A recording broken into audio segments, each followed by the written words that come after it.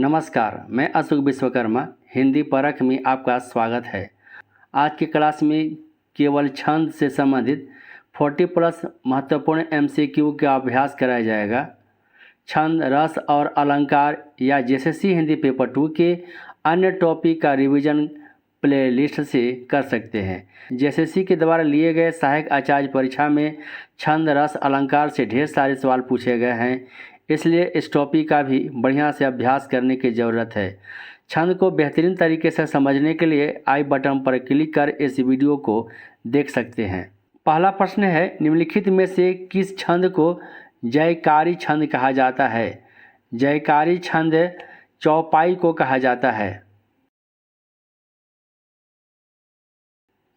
अगला प्रश्न है, जिन छंदों के चारों पद यानी चरण में मात्राओं की संख्या समान हो, बराबर हो, तो वे कौन से छंद होते हैं?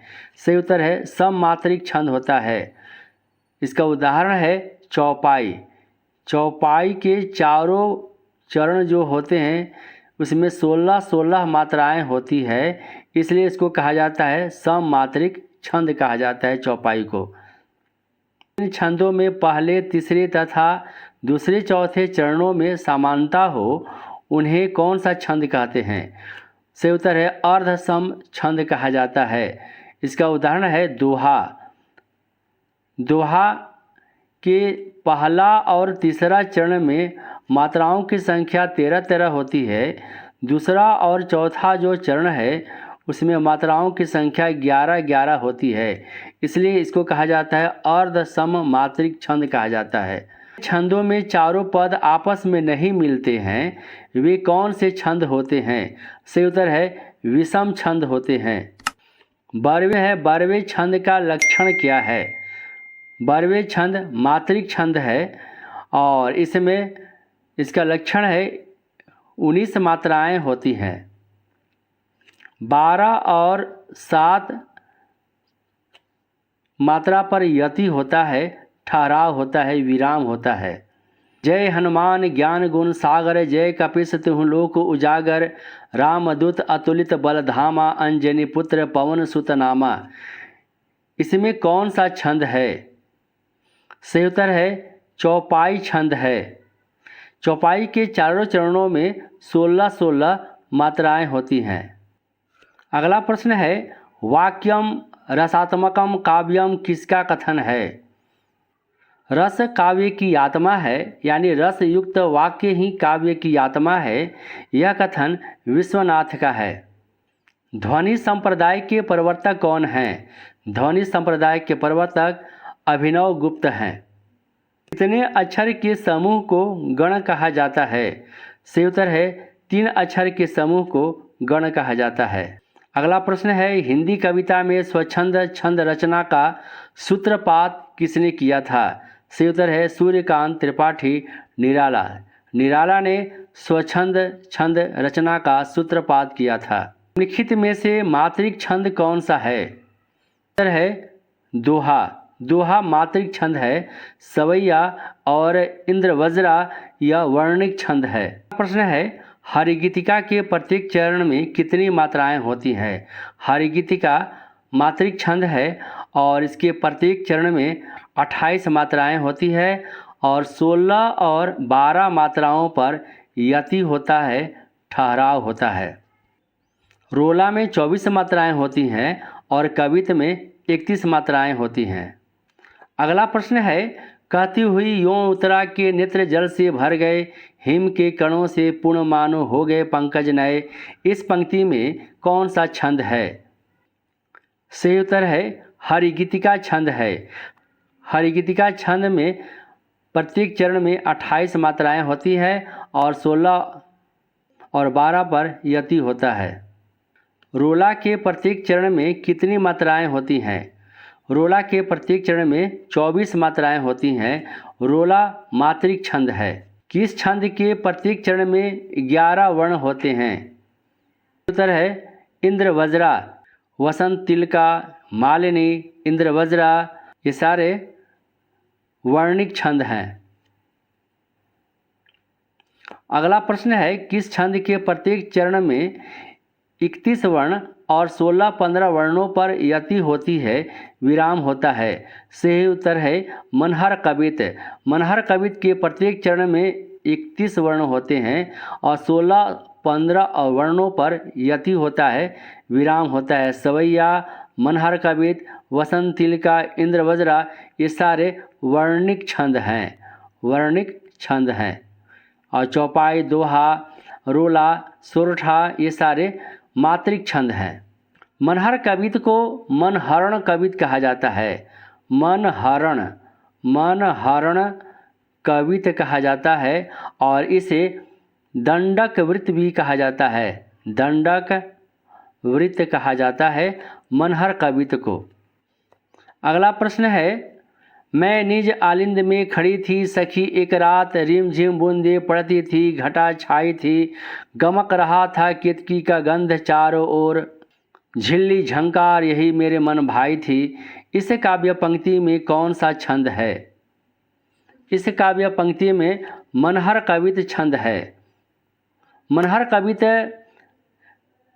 में 31 वर्ण होते हैं, प्रत्येक चरण में 31 वर्ण होते हैं और मनहर कवित एक वर्णिक छंद है। वर्णिक छंद का निर्धारण वर्णों की गणना के आधार पर होता है। मनहर कवित में 31 प्रत्येक चरण में 31 वर्ण होते हैं और 16 और 15 वर्णों पर यति होता। वर्णों की गणना करके देखते हैं और यहाँ पर 31 वर्ण होते हैं। तो मैं यहाँ पर एक वर्ण है, निज में 2 वर्ण है, आलिंद में 3 वर्ण है और में 1 वर्ण है, खड़ी में 2 वर्ण है, थी में 1 वर्ण है, सखी में 2 वर्ण है, एक में 2 वर्ण है, रात में 2 वर्ण है। तो यहाँ पर है ये 3 वर्ण है यहाँ पर। तो हो गया 1 2 3 और 3 6 हो गया, 1 7 हो गया, 2 9, 1 10, 10 2 12 और 12 और ये हो गया 2 14, 2 16। तो पहला चरण में जो है वहाँ पर 16 वर्णों पर यति होता है, ठहराव होता है। छंदों के जब हम उच्चारण करते हैं, पढ़ते हैं तो वहाँ पर ठहराव जहाँ होता है उसको यति कहा जाता है। इसके बाद जो दूसरा चरण देखते हैं यहाँ पर, रिमझिम में कितने वर्ण हैं? तो 4 हैं। बूंदे में कितने हैं? तो 2 हैं। पड़ती में 3 वर्ण है, थी में 1 वर्ण है, घाटा में 2 वर्ण है, छाई में यहाँ पर 2 वर्ण है, थी में 1 वर्ण है, 1 है यहाँ पर। तो 4 4 और 2 6, 6 और 3 9, 1 10, 2 12, 12 2 14, 1 15। तो यहाँ देखते हैं यहाँ पर ये 15 है। 15 वर्ण पर क्या हो रहा है? यति हो रहा है, ठहराव हो रहा है। तो 16 और 15 को जोड़ेंगे तो कितना आएगा? 31 आएगा। तो मनहर कवित में प्रत्येक चरण में क्या होता है? 31 वर्ण होते हैं, 16-15 पर यति होता है। तो वर्णिक छंद में क्या होता है? वर्णों की गणना के आधार पर करते हैं और मात्रा की गणना के आधार पर मात्रिक छंद का निर्धारण होता है। जैसे दोहा, चौपाई, सोरठा, रोला ये सारे मात्रिक छंद हैं। तो छंद को विस्तार से समझने के लिए आप प्लेलिस्ट से चेकआउट कर सकते हैं। किस छंद के प्रत्येक चरण में 15 वर्ण और 7-8 वर्णों पर यति होती है? सही उत्तर है मालिनी।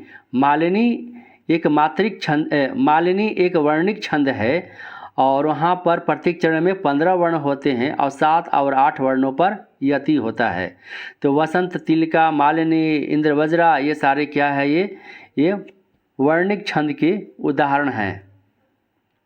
अगला प्रश्न है, प्रिय पति वह मेरा प्राण प्यारा कहाँ है, दुख जल्दी निमग्ना का सहारा कहाँ है? इस पंक्तियों में कौन सा छंद है? तो यहाँ पर हम देखते हैं कि छंदों की गणना के आधार पर देखते हैं कौन सा छंद है। तो प्रिय में कितने हैं? 2 वर्ण है, पति में 2 है, वह में यहाँ पर 2 है, मेरा में यहाँ पर 2 है। तो यहाँ पर हो गया, इसमें टोटल वर्णों की गणना कितना हो गया? 8 हो गया। और प्राण में यहाँ पर 2 है वर्ण और प्यारा में यहाँ पर जो संयुक्त अक्षर होता है वह 1 वर्ण माना जाता है। तो प्यारा में 2 हो गया, कहाँ में 2 हो गया और है में 1 हो गया। तो 2 2 4 2 6 1 7 हो गया। 8 और 7, तो 8 पर यति हो रहा है, ठहराव हो रहा है और 7 पर यति हो रहा है। तो 8 और 7 को जोड़ेंगे तो कितना हो जाएगा? ये 15 वर्ण हो जा रहे हैं। तो 15 वर्ण, प्रत्येक चरण में जो 15 वर्ण होता है वह किस छंद की पहचान है? वह है मालिनी छंद का पहचान है। तो यहाँ पर विकल्प में दिया हुआ है मालिनी छंद सही उत्तर है। अगला प्रश्न है लसत मंजू मुनि मंडली मध्य सिय रघुचंदू ज्ञान सभा जनु तनु धरे भगति सचिदानंदू। इस काव्य पंक्ति में कौन सा छंद है? सही उत्तर है दोहा छंद है। दोहा में पहला और तीसरा चरण में 13 मात्राएं होती हैं, दूसरा और चौथा चरण में 11-11 मात्राएं होती है। तो दोहा यहाँ पर यह मात्रिक छंद है। राम लखन सीता सहित हृदय बसु सुरभूप प्रस्तुत पंक्तियों में कौन सा छंद है? सही उत्तर है दोहा छंद है। दोहा छंद का विलोम होता है, उल्टा छंद होता है, सोरठा होता है, सोरठा। अगला प्रश्न है किन दो रसों को श्रृंगार रस का ही अनुभव माना जाता है? भक्ति और वात्सल्य को। अवधि शिला का उर पर था। अगला प्रश्न है अवधि शिला का उर पर था गुरुभार तिल तिल काट रही थी दीर्घ जलधार। प्रस्तुत पंक्तियों में कौन सा छंद है? बरवे छंद है। जिस छंद के प्रथम और तृतीय चरण में 12-12 मात्राएं और द्वितीय तथा चतुर्थ चरण में 7-7 मात्राएं होती हैं, साथ ही सम चरणों के अंत में जगण होता है, वह छंद है। तो यहाँ पर देख रहे हैं जिस छंद के पहला और तीसरा चरण में 12-12 मात्राएं होती है, दूसरा चौथा चरण में 7-7 मात्राएं होती है, यानी प्रत्येक चरण में 12 7 19 मात्राएं होती हैं। तो 19 मात्राएं किस छंद में होती हैं? तो वह है बरवे छंद में होती हैं। और 12 और 7 पर क्या होता है? ठहराव होता है। अगला प्रश्न है सखी वे मुझसे कहकर जाते काव्य में कौन सा रस प्रवाहित होता है? सही उत्तर है करुण रस। माँ कह एक कहानी कविता में कौन सा रस अनुभूत होता है? सही उत्तर है वात्सल्य रस। निम्न में से कौन सा वर्णिक छंद है? विकल्प है दोहा, चौपाई, सवैया, रोला। वर्णिक छंद का उदाहरण है सवैया। दोहा, चौपाई, रोला ये मात्रिक छंद हैं। वर्णिक छंदों में किसका विचार होता है? वर्ण का होता है, मात्रा और वर्ण का होता है, मात्रा का होता है, वर्ण की गुरुता का होता है। सही उत्तर है वर्ण का होता है वर्णिक छंद में। मात्रिक छंद में मात्रा का विचार किया जाता है। किस रस के संचरित होने पर अंग अंग फड़कने लगता है और जोश उबाल मारने लगता है? सही उत्तर है वीर रस। घनाक्षरी कौन सा छंद है? मात्रिक छंद है, वर्णिक छंद है, आक्षरिक है, इनमें से कोई नहीं। घनाक्षरी वर्णिक छंद है। अगला प्रश्न है बिना विचार जब काम होगा कभी ना अच्छा परिणाम होगा। प्रस्तुत पंक्तियों में कौन सा छंद है? सही उत्तर है उपेंद्र वजा छंद है। मंगल भवन अमंगल हारी द्रवहु सुदशरथ अजिर बिहारी। इन पंक्तियों में किस छंद का प्रयोग हुआ है? सही उत्तर है चौपाई का प्रयोग किया गया है। निम्न में से कौन मात्रिक छंद है? सही उत्तर है उपरोक्त सभी। दोहा, चौपाई, रोला ये सारे मात्रिक छंद हैं। निम्न में से कौन वर्णिक छंद है? सही उत्तर है सवैया वर्णिक छंद है। लाल देह लाली लसे अरुधर लाल लंगूर वज्र देह दानव दलन जय जय जय कपिसूर। प्रस्तुत काव्य पंक्तियों में कौन सा छंद है? सही उत्तर है दोहा छंद है। रामचरितमानस नामक महाकाव्य की रचना शैली है? सही उत्तर है दोहा चौपाई शैली। वीर या आल्हा किस जाति का छंद है? वीर या आल्हा किस जाति का छंद है? सही उत्तर है मात्रिक छंद है। सम मात्रिक छंद जाति का कौन सा छंद है? सही उत्तर है अर्धसम दोहा छंद है। छंद को मन हरण कहा जाता है? उत्तर है घनाक्षरी को। मुख होई वाचाल पंगु चढ़े गिरिवर गहन जसु कृपासो दयाल द्रवहु सकल कलिमल दहन। प्रस्तुत काव्य पंक्तियों में कौन सा छंद है? सही उत्तर है सोरठा छंद है। सोरठा छंद का विलोम दोहा छंद होता है। सोरठा में पहला और तीसरा चरण में 11 मात्राएं होती है, दूसरा और चौथा चरण में 13 मात्राएं होती हैं। प्रश्न है अनुष्टुप क्या है? एक छंद, एक अलंकार, एक रस, एक गुण। से उत्तर है एक छंद का नाम है अनुष्टुप। अंतिम प्रश्न है जय हनुमान ज्ञान गुण सागर जय कपीस तिहुँ लोक उजागर। प्रस्तुत पंक्तियों में कौन सा छंद है? सही उत्तर है चौपाई छंद है। चौपाई सममात्रिक छंद है और प्रत्येक चरण में 16-16 मात्राएं होती है। तो वीडियो कैसा लगा आप हमें कमेंट कर बताएं। यदि चैनल पर पहली बार आए तो हिंदी पारा को सब्सक्राइब करें, बेल आइकन को प्रेस करें ताकि नोटिफिकेशन आपके पास समय पर पहुंच सके। वीडियो को लाइक और अपने दोस्तों के बीच शेयर करें। नमस्कार।